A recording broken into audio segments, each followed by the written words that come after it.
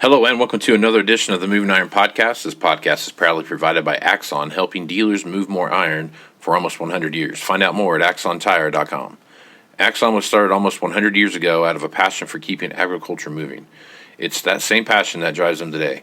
With a vision for a better experience for both farmer and dealer, they set out to create a better way to move more iron. When you partner with Axon, you get immediate access to a full range of products and solutions designed to meet the complex needs of today's grower. Axon carries all major brands and sizes of tires, wheels, and tracks. From custom colors and sizes to fully customized wheels, you can have the solution for virtually any problem today's farmer is trying to solve. To find more or become an Axon dealer, please visit axontire.com. This podcast is also brought to you by Valley Transportation. Valley Transportation has been hauling ag and construction equipment across the country for the past 33 years. Call Parker at 800-657-4910 or go to valleytransinc.com for all your trucking needs. At Valley Transportation, our goal is to help you reach yours. This podcast is also brought to you by Ag Direct. No matter how you buy your ag equipment, from a dealer, auction, or a private party, Ag Direct can help you finance it. You can even apply online at agdirect.com. Learn more about your financing options at agdirect.com. Moving iron in the 21st century. Hard-working people working hard for you and me. Moving iron time and time again. Through the years you'll find us here. Moving Iron. Hello and welcome to Moving Iron Podcast Markets with Shawn Hackett. This edition of the Moving Iron Podcast is brought to you by Axon Tire, helping dealers move more iron for the past 100 years. For more information, go to axontire.com. Valley Transportation has been hauling ag and construction equipment across the country for the past 33 years. Call Parker at 800-657-4910 or go to valleytransinc.com for all your trucking needs. At Valley Transportation, our goal is to help you reach yours. And no matter how you buy ag equipment, from a dealer, auction, or a private party, Ag Direct can help you finance it. You can even apply online at agdirect.com. Learn more about your financing options at agdirect.com. Shawn is with Hackett Financial out of Boca Raton, Florida, and he's nice enough to come on a couple times a week to talk about what's going on in the market. So, Shawn, how you doing, man? I am good. Never better, and I'm so excited to be going to North Dakota tonight. So. Well, you picked the best time to do it because it's not very cold there today. So, there's no cold air coming through there at all, so you should be just fine. Well, it actually is going to be, for North Dakota standards, a -5 or -8 isn't the coldest it can be there during this time of the year. So I am blessed for the blowtorch temperatures. Right. That's like saying it's cold in Florida when it's 40. So I mean, it's a relative term, right, Shawn? Last week, Gus was telling me it was 7 below, so I'm thankful it's only 8 below. Yeah. So you'll have a nice time while you're there. So speaking of 8 below, tonight's low here is I think it's -5 or something like that. So we're gonna get a taste of that cold weather. Obviously the cold air that we hear out there right now is something we've talked about quite a bit on here. In your last report that came out, you talked about some serious cold weather coming through your neck of the woods down there where you had some freeze and stuff like that. So give an update on that citrus belt down there and what kind of damage you saw from that cold air. And we had the way citrus or orange trees work, Casey. If you have between 28 degrees and 32 degrees for 4 hours, that's considered a soft frost that can hurt leaves, branches, and freeze up parts of the tree. And that impacts the following year's crop, the following year's flowering. So that's an impact to the following year. Now, what's different about orange trees versus coffee trees? Coffee trees, a frost, even a hard frost, doesn't hurt the current production. It only hurts the future production. But in this case, because it's a fruit crop, you can actually damage the fruit if it gets 28 degrees or less for 4 hours. You actually can damage the fruit, and you can hurt current production. So when we look at what took place, 50% of the citrus belt here in Florida received a soft frost. And of the orange crops that have not harvested their fruit yet, about 15% saw a hard frost. Okay. Where So about 50% of the fruit was harvested up to this point. 50% was remaining to be harvested. Of that 50%, about 15% was damaged. The fruit was damaged. So it's a serious event. It's the most serious event we've had in 12 years, Casey. And we are going to see lower production for the current crop, and we're certainly going to see lower production for following year's crop as the flower will be hurt by this freeze. And it looks to me like there may be potentially another one of these to come later in February. I think this could be a round 2 later in February that may impact Florida. So we'll have to just wait and see. But so far, it definitely was an event that will have a material impact on the citrus crop overall. I mean, obviously we grow grapefruits and strawberries and tomatoes, all these other things that were hurt as well. But certainly, it was a meaningful event. So. Yep. Okay. Also, in your last market report you sent out, you talked a little bit about natural gas and that some of this bitter cold that we saw could come in. There's some opportunities to where you can see some effect of the natural gas as far as production goes in Texas and Louisiana. So kind of talk about what you're seeing there. One of the bearish things about natural gas is because we had that big run up on Hurricane Ida, in that late September, October, early November timeframe. It got some of that low-lying fruit production back online very quickly, and so that has been limiting a little bit to some of the drawdowns we could have had Hurricane Ida not occurred and we kept prices lower for longer. But it looks like from Thursday through Monday, we're going to get a really, really intense cold air mass into Oklahoma, Texas, and the Deep South. This is what happened last year in February when we had what they call freeze-offs, freeze-outs of the natural gas wellheads. You also get seizing up of the windmill power generators. In terms of the blades, don't spin; they get frozen. And so what you have is production can be off as much as 30% in those areas that see these freeze-outs. And of course, then on top of it, you see record demand. Remember that the Deep South represents about 45 to 50% of fracking natural gas production, so it's very, very significant area. So it looks to me, with that setting up, that we could be looking at drawdowns of 300 or 400 million British thermal units here for the next couple of weeks, similar to what we saw last year, and that really starts to knock those storage supplies down. We're drawing them down 200 to 250 a week now for the last several weeks, but we should be able to get that to 300 or 400. So we start to worry now, Casey. We're starting to worry that how low are these supplies going to get now if Shawn's forecast is correct and this cold weather continues into April and possibly into May. This becomes a little more serious, and natural gas prices, made a big surge here this past week. Big surge on this. And so, and like Florida, Casey, I don't think this is it for Texas and the Deep South. I think we could have another one of these freeze-out events later in February. So we get another one of these, a second one of these. Remember, last year we didn't get a second one, but if we get a second one of these, it's going to get really, really serious. So our forecast is playing out, albeit it started a little later, but January just super cold, and now February, getting super cold in the Deep South. And all the patterns that we see, all our natural climate cycle work that we're looking at says this is a persistent pattern. It looks like we're going to have a top 5 cold February, and it doesn't look like this is going away in March either. And remember, we'll be getting more snow, more precipitation. Now we're going to get a big snow ice event, in the eastern section here, and so it's just nasty. And and like I said, we don't see that ending. We think this is going to continue and support our forecast for a late ending winter, late spring frost, chaotic planting season, difficulty with Kansas's hard red winter wheat, post-dormancy, all these things we've been talking for a while. It looks like we're really on the table for all of this, and our work and our forecast, albeit a little late, is definitely starting to verify. And this event late this week is another sign of that verification. So.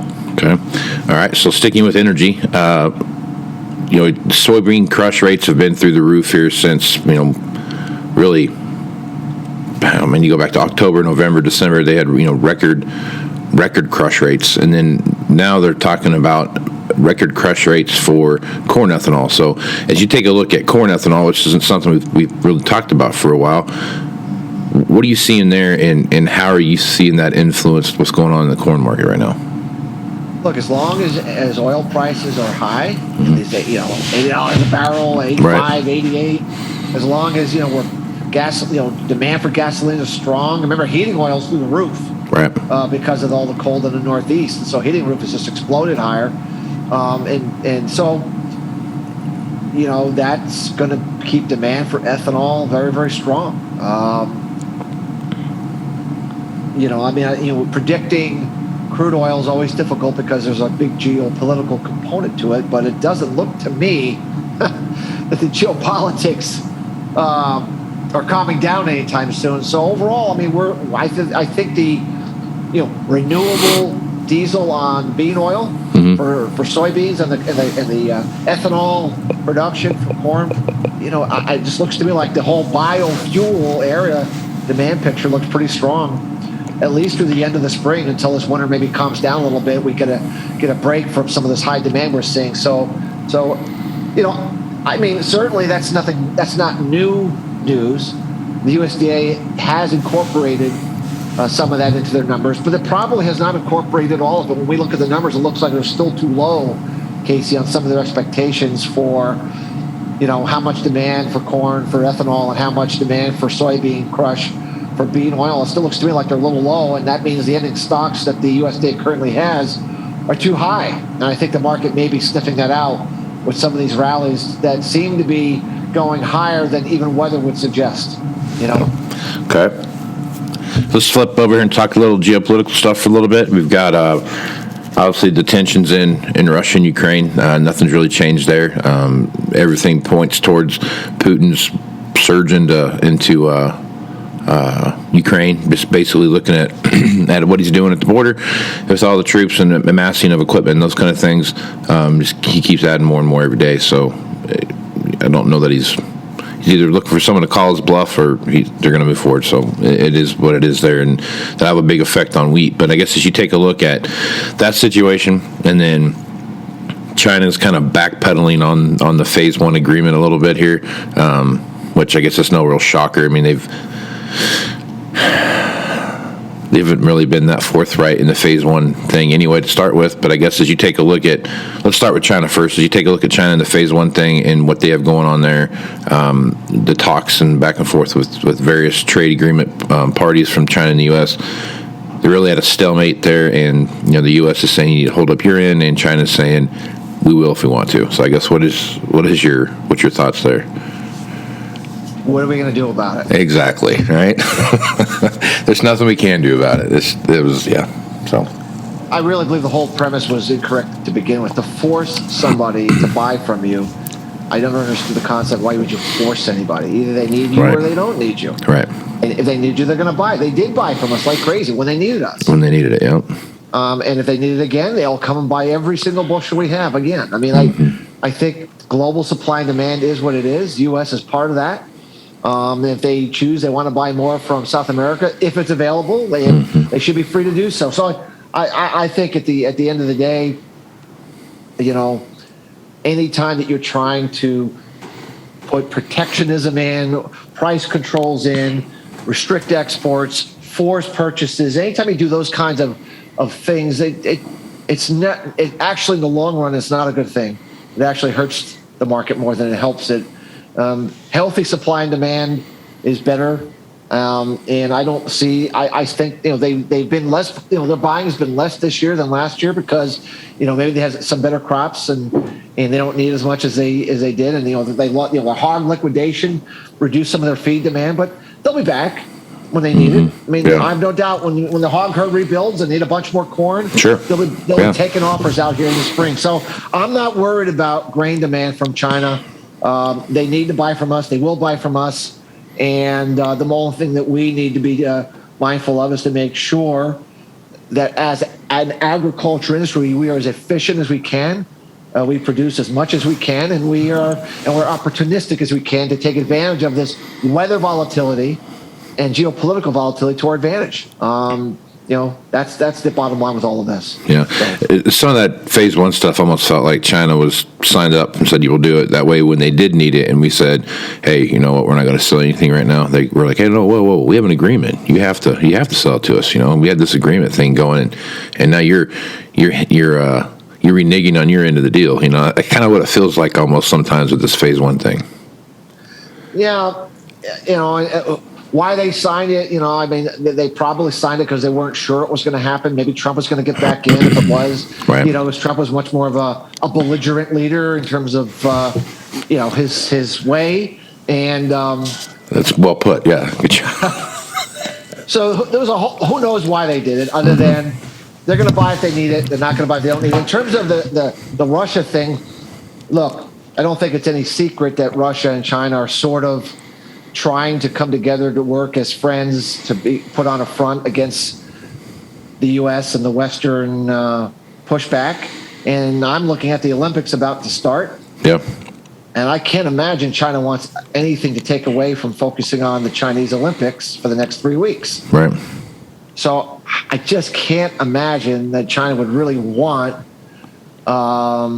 Russia to go and invade and create this massive political firestorm and countries boycotting Olympics and all the bad imagery that would produce. I have to believe a phone call was made from Xi to Vladimir and said, why don't you just wait 3 weeks? Just wait until the end of February when this is over and go do what you want to do. I just have a feeling they're just not going to do anything until the Olympics are over. As stupid as that may sound, I just think that's true. And so some of this weakness we've seen in wheat over the last 2 or 3 days, I think it's just the traders, the short-term traders saying, they ain't going to do anything until the end of the month. So let's sell, and we could come back at guns a-blazing at the end of the month when they're actually ready to come in and invade. Yep. So I think right now the geopolitical is off the table until the Olympics are over, at least for Russia, the Russia situation. And of course, China isn't going to do anything with Taiwan until the Olympics are over either. So I think after the Olympics, Casey, I'd be really, really worried and focused on a geopolitical escalation of maybe, Russia going into Kazakhstan and Ukraine, and then simultaneously China going into Taiwan at the same time. I'd be looking that being a possibility for March. It could create some chaotic conditions for a while. So yeah, no, that's for sure. That is for sure. So, all right. Lastly, let's talk about a little bit what's going on over in the cattle complex. Cattle prices have, rebounded and a little bit, and there's some softness there, but even on the hog side, like you talked about, this first quarter being a little bit soft, moving into more of the March timeframe when things would pick up a little bit. We're seeing a little bit of that happen in the trade. So when you look at the protein complex, what are you seeing there? Well, we got this report out yesterday, Casey, and I don't want to misrepresent it. Just give me 1 second here. Okay. But it dovetails into what we've been saying in our reports and our podcast and on your show about the declining supply of cattle going forward in the U.S. And how that's going to lead, we think, to a considerable increase in cattle prices from the spring onward as we go along. And this is important. This is kind of like the pigs report that came out, it was a month ago when they showed that the hog herd was at the lowest levels in 8 to 10 years, and we have not been rebuilding the hog herd despite high prices. And since then, that's put a bid in the hog market, and the hog market's been starting to go higher. We got a similar report yesterday. Where is it here? Here it is. So this is the biannual cattle inventory report as of January 1. Obviously, you always have to be suspect about anything coming out of the USDA, but these reports tend to be fairly accurate, Casey. We have found that at least in the livestock business, these quarterly pigs report and these biannual cattle reports are pretty good at counting the animals. Okay, so all cattle and calves works for as of January 1, 2020, were 98% of last year. The low-end estimate was for 99% of last year, which means that we're a full 1% below in terms of the number of animals we're supposed to have on hand on January 1 versus the low-ranging estimate.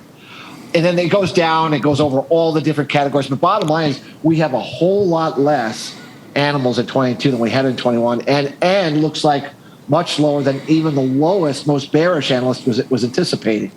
So that is, you don't turn the cattle cycle around by slapping your fingers. I mean, that is going to be a permanent feature for the next 12 to 18, even 24 months. And that means so long as demand doesn't collapse, we don't have some kind of a grand recession, depression, financial crisis, as long as we don't have something like that go on, the demand for beef is going to remain strong.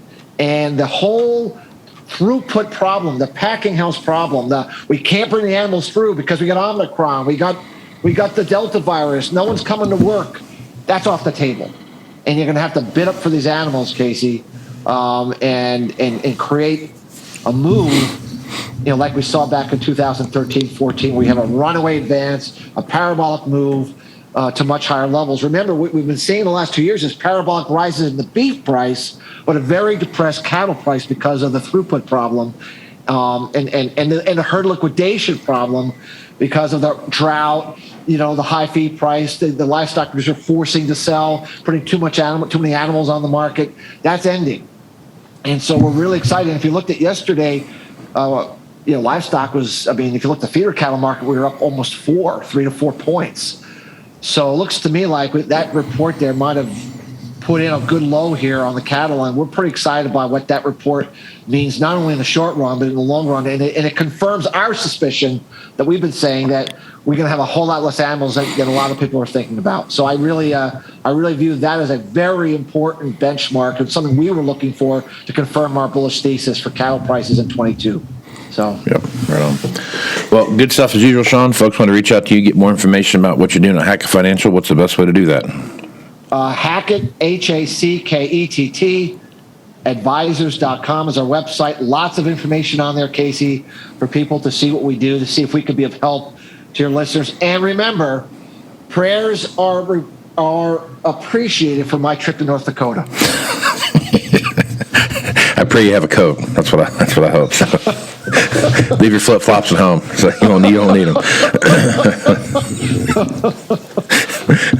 Right on, Shawn. Well, I'm Casey Seymour, Moving Iron Podcast. Make sure you check me out on Facebook, Twitter, and Instagram. That's where you find the latest editions of the Moving Iron Podcast. Also, go to MovingIronLLC.com for all things Moving Iron related. If you're interested in going to the Moving Iron Summit coming up in Nashville, Tennessee, September 6th, 7th, and 8th, make sure you check that out at MovingIronLLC.com or send me an email at MovingIronPodcast@MovingIronPodcast.com, and I will get you all the information that you need. So with that, I am Casey Seymour, Shawn Hackett.